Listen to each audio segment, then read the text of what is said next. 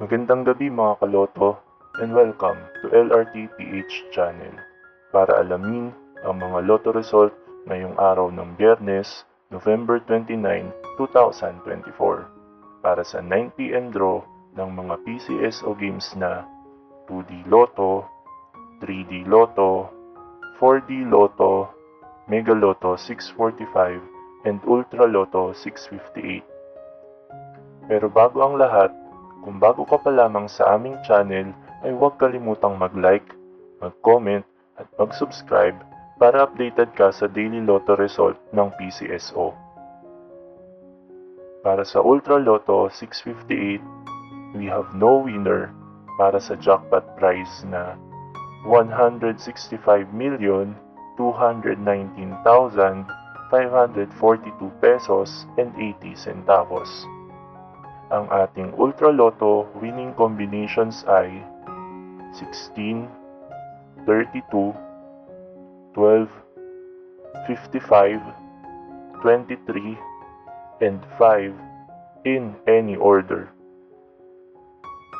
Para naman sa Mega Lotto 645, we have one winner para sa jackpot prize na 30,899,853 pesos.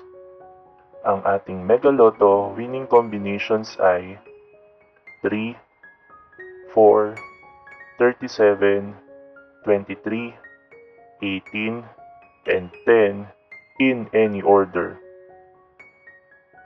Para naman sa 4-digit Lotto, ang ating winning combinations ay 3, 3, 0, and 4 in exact order.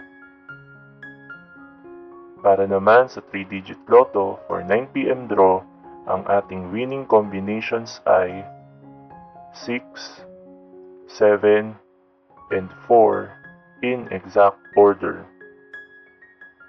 At para sa 2-digit Lotto for 9pm draw, ang ating winning combinations ay 1 and 9 in exact order.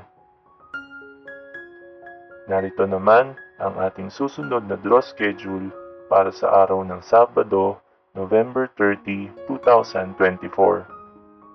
2D Lotto at 3D Lotto para sa 2pm and 5pm draw at 2D Lotto, 3D Lotto, 6D Lotto, Lotto 642, and Grand Lotto 655 para naman sa 9pm draw na mayroong estimated jackpot prize na 6.5 million pesos para sa Lotto 642 and 29.7 million pesos para naman sa Grand Lotto 655.